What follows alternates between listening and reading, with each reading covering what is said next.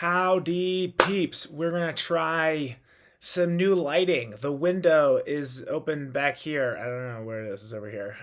So I don't know. I think all of this is pretty fucking grainy as is. So I hope that the insight and content is worth the visual lack of appeal.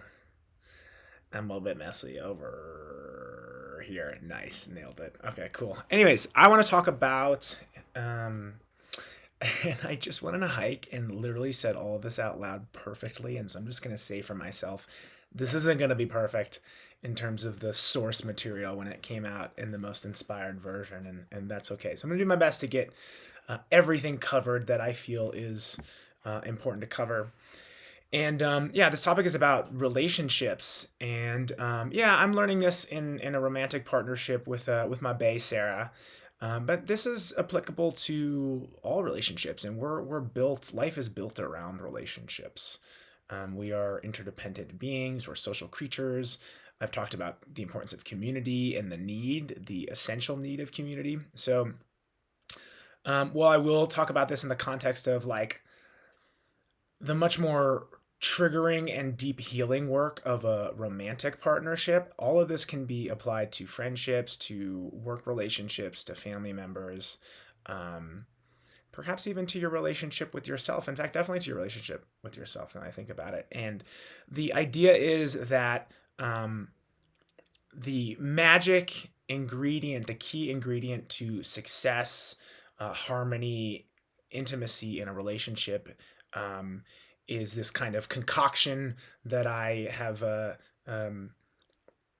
used four words to create, and that's compassion, understanding, nuance, and context. And all of them are kind of interrelated, and I want to use all four words because I think that they're important to really get the full comprehensive nature of what I'm pointing out. And yeah, relationships in general, but especially romantic partnerships, trigger our wounds, trigger our patterns, trigger our egocentrism, our self-preserving ways of functioning and operating. And so inevitably there is conflict in any relationship. And as I'm learning with my partner, that conflict will bring out the most wounded patterns of ourselves. It will bring up our past, and we will tend to start functioning and operating, making assumptions. And that is the thing that we must overcome in order to truly, I think, expand into love, is to recognize that as humans, our brains are designed to simplify things. And so we've spent a lifetime of learning and creating perceptual ideas of, when we see a certain pattern, we make an assumption and make a judgment and a story about it. And if we are unconscious and unaware of our own perceptual bias and our tendency to do so, we tend to just play out scripts in our head based on what we've experienced before. And we make assumptions. And we do this about our partners based on, so I'm 31, based on 31 years of life, family, relational patterns that are coming up, relationship trauma that I've been through. All of this is informing a tendency to make assumptions about my partner when certain things come up. And yeah, that really stunts a capacity to connect, because a lot of the time those assumptions are inaccurate. A lot of the time they're negative. A lot of the time, in fact, in general, not just a lot of the time, they are disconnecting, because when we see something that happens and we feel hurt, or even if it's, less obviously hurtful, then our mind jumps into that, let me figure this out based on what I've seen before mode. And so we make this assumption about our partner, and actually, instead of staying connected into the us territory, which is essential for partnership and connection to thrive, we're moving into the me versus them mode. We are making an assumption about their experience and why they have done something without really having a fucking clue. And so, granted, I think as we learn, and, I'm very early on in a partnership that I know is going to last for a long time, as long as we're alive, hopefully. I think that you can learn your partner to get to the point where, like, your, perceptual ability to kind of guess where they're at is probably pretty good. But I think at the beginning of a relationship, when we're bringing a lot of baggage in, we have really inaccurate assumptions from a third party perspective of what's going on for our partner.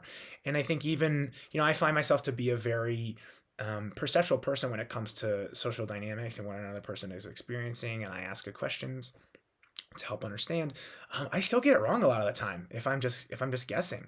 We can't read minds, and yet our mind will just jump to a conclusion, again, based on information that's not actually relevant but built on the past, and we get ourselves in a lot of trouble.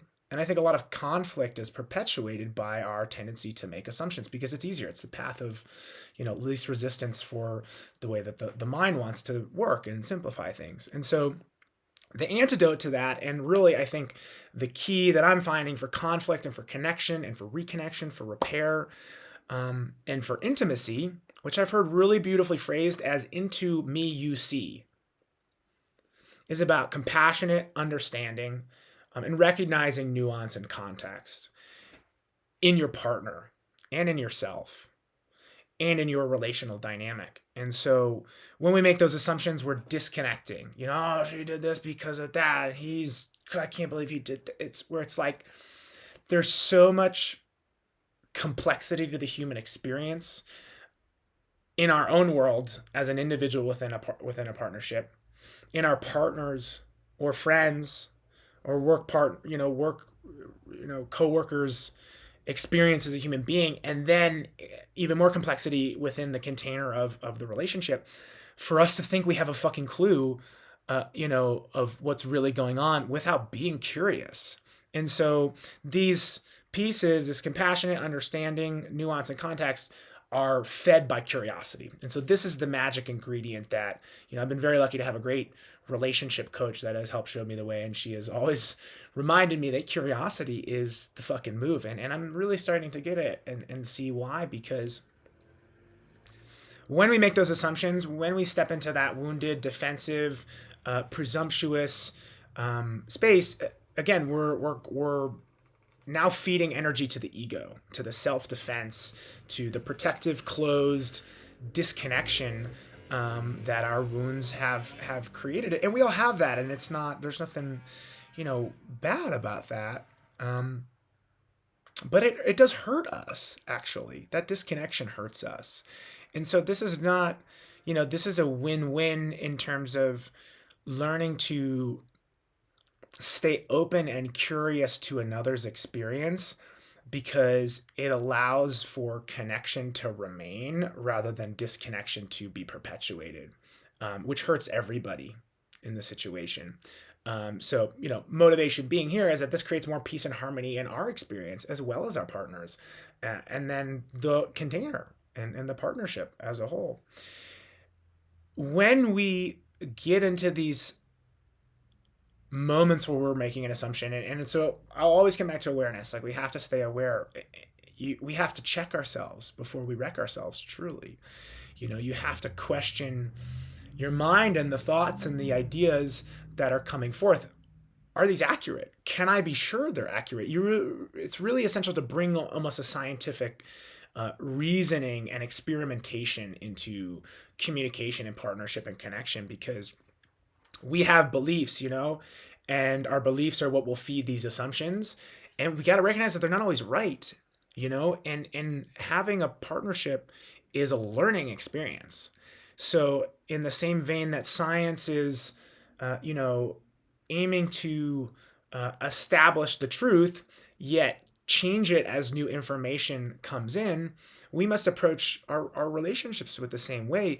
We might have beliefs and perceptions about our partners, but the second we close down and start assuming that is always how they are anytime certain pattern is triggered, we disconnect and we leave ourselves vulnerable to looking in the wrong fucking place and invalidating and isolating our partner and ourselves.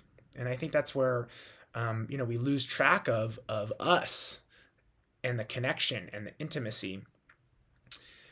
And so we have to bring curiosity into this, curiosity to want to understand, curiosity of the context. What's going on in my partner's week, day, life this year that might be leading them to be more sensitive or maybe more defensive? What is the nuance of what they're saying and what they're experiencing? And the beautiful thing that I have noticed is that without the understanding of what's going on, we want to jump. It's just easier to jump to the conclusions. We want to know. The mind is inherently just trying to create certainty out of uncertainty. Life is uncertain. We can't read the complexity of life in a 1 and a 0. And so we're constantly craving to figure out what's going on. And so that jump to a conclusion with the absence of the information to give us an accurate understanding of what's going on, we're going to jump to the conclusion. So if we're not curious, we will jump to a conclusion. And a lot of times it'll be wrong, it'll be disconnecting, it'll hurt us and it'll hurt them. And so we have to shift into a new way of operating, and not just again in our romantic relationships, but in all of our relationships, where we stay curious. It's a surrender to recognizing that we don't know.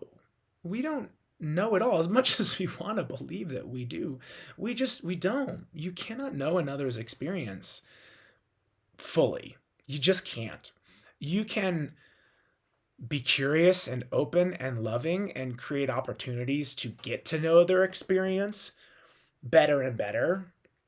But at the end of the day, we just can't understand it all. And so if we don't even try to understand any of it, we're going to make assumptions that are going to really lead us in the wrong direction. So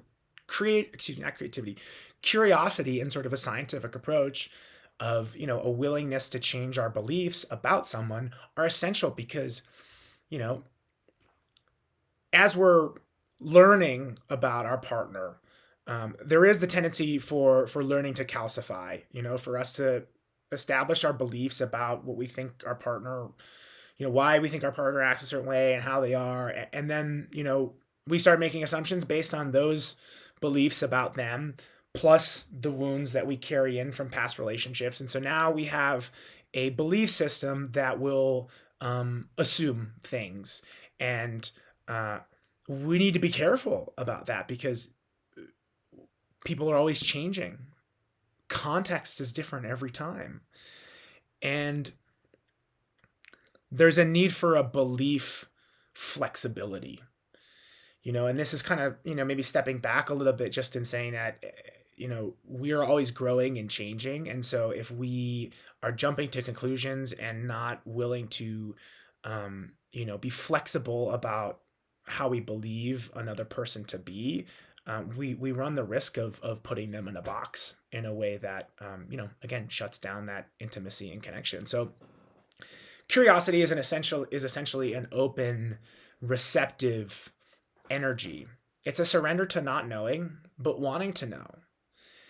And I have found that when I bring curiosity into it rather than assumption, rather than this is the way that I see it and this is the way that it is kind of energy, that when my partner can open up and express what's really going on for her and her experience, what the context is, love just shines right in. And it's such a relief for me on an individual level and for the partnership and the relationship and for my partner. Because with understanding and love comes compassion, comes, wow, I see what's going on for you. I see what your intentions were. I see that you acknowledge making a mistake because you were stressed out. And it takes the edge off of this defensive, or I think often, at least for me, tending to be defensive, disconnecting me versus you kind of assumption that our mind will make, again, based on past, trauma and wounding. And so instead of making a often wrong assumption about what's going on for our partner and not leaving any space for uh, a window into what their experience is, when we bring this curiosity and this openness and this recognition that I don't really know. I don't really know what's going on for my partner. I have to be curious about what's going on for me and be honest about that. Um, but I want to understand what's going on for them. Why might they have acted this way? You know, like when we get into conflict and we say things wrong and we fuck up and we hurt each other, and it's just a part of life. You know, we don't have to bury ourselves deeper, which is what happens when we assume. When we tend to assume the worst. And if we bring curiosity and compassion into it and we start to understand and we understand the context, this beautiful thing happens where, you know, connection is maintained and love is predominant instead of fear. Connection is flowing rather than disconnection and ego, which gets in the way. And through understanding and compassionate understanding, we begin to bridge the gap and we begin to learn. And love is a learning process. Few of us in my generation and generations prior have really been taught how to love well. You know, I've spent 9 years on a journey through mostly Buddhist teachings, but other wisdom traditions, learning how to love, learning how to cultivate love. And it's a fucking practice. It's a choice every day. And we do not walk into any relationship knowing how to love a person. We definitely can have general ideas of how to love, but there's a lot of nuance to it in terms of two very complex human beings coming together. And it's a beautiful thing, and it's a challenge, and it's a big fucking experiment and a learning curve. And when we approach that experiment with curiosity rather than assumption, we create space for love to truly thrive and for that learning to really land and for us to really understand each other and create harmony in our relationship. And the beautiful thing about this is that it's been said that, and I think that this is true, because we're such social creatures, that the quality of our life depends on the quality of our relationships. And life can be fucking great, but if you're stressed out in your partnership or in your family relationships, that will drag down any joy that you have in your life. It will stifle your ability to stay grateful for what is good in your life. And so it is essential to build harmony in our relationships. And I think that these are key ingredients to help bring us into a place that allows us to use conflict as a learning experience and to come back stronger and more resilient and more unconditionally loving, and less in our small, scared, afraid, defensive, wounded stories, which hurt us as much as the next person. And with that as a backdrop, then there's more room and space and energy instead of being locked in conflict, or rather disconnected in conflict. There's more room for joy and co-creativity and adventure and possibility and fun and all sorts of good shit. So curiosity rather than assumption around conflict is, I think, one of the most essential things we could possibly practice and bring into our relational spaces. And it comes down to wanting to understand, building compassion and a desire to, empathize and want to support another through their hardship. We all suffer. You know what it feels like to suffer. I know what it feels like to suffer. As human beings, we all want to.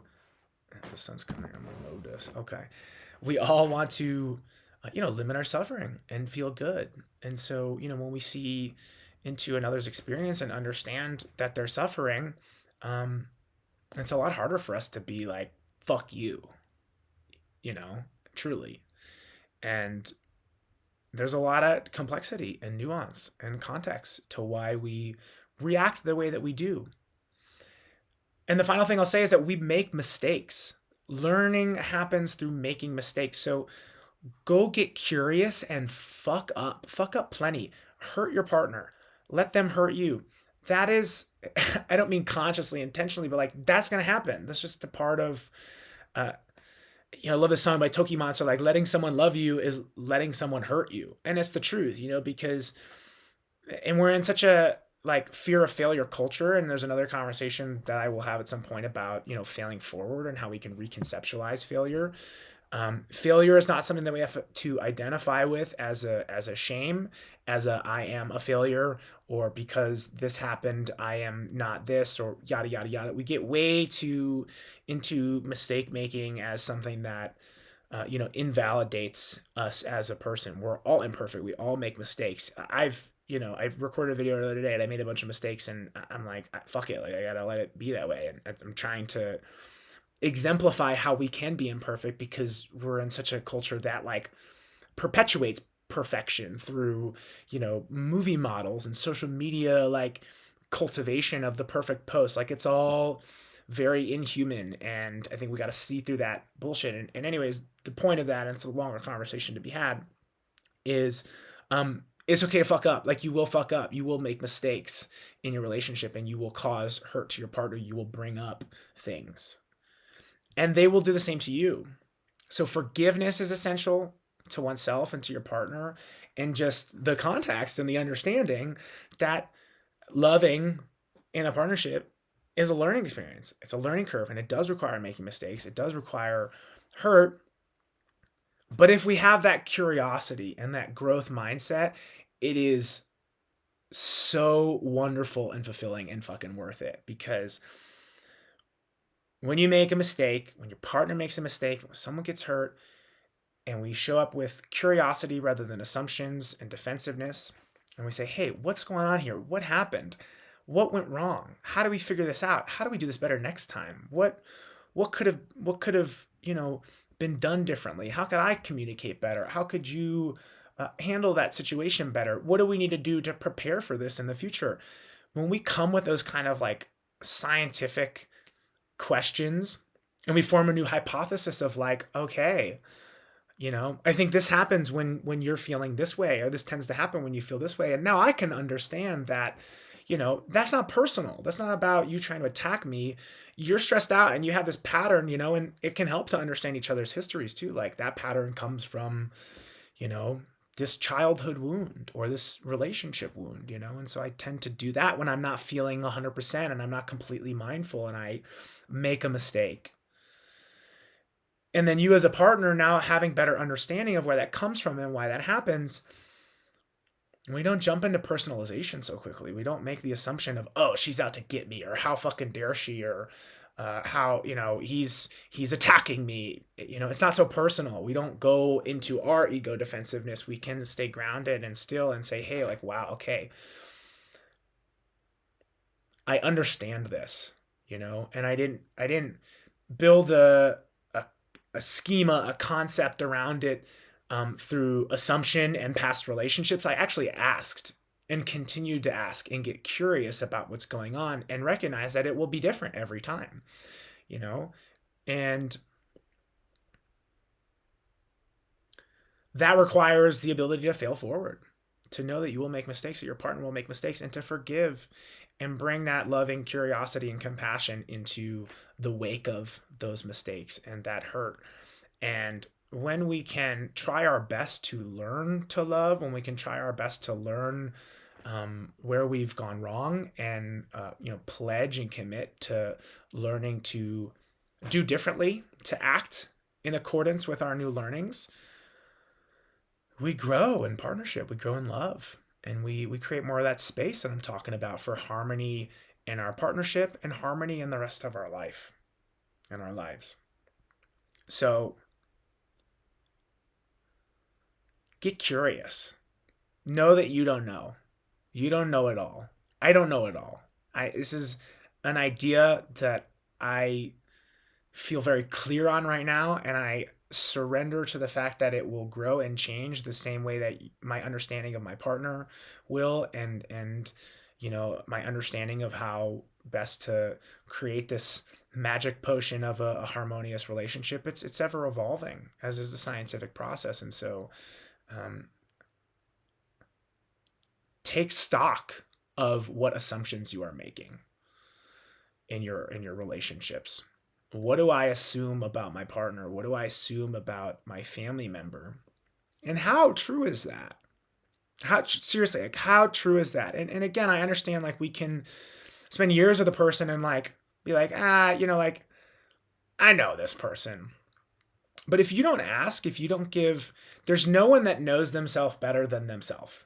I don't know if I said that super great, but I know myself better than anybody. No one could ever, again, like you can ask me a million questions. I can share everything about myself. You will never fully experience what it's like to be me.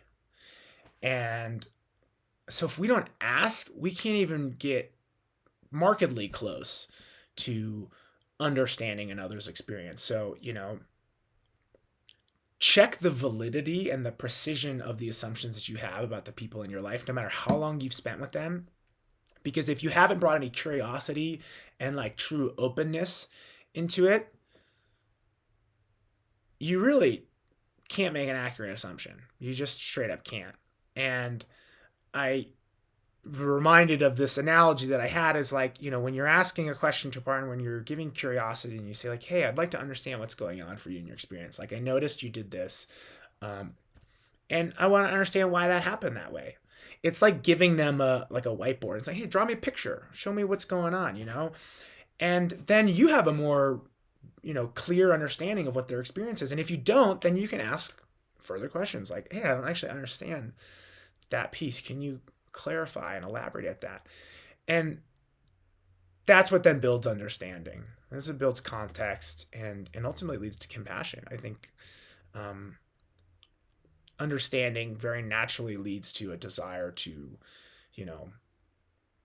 because we on a deep fundamental level feel this common humanity, we don't want anyone else to be in pain. And so when we understand the pain that they're feeling, there's a natural desire to just be like, oh man, I don't want to cause you anymore, and I want to help you not feel that.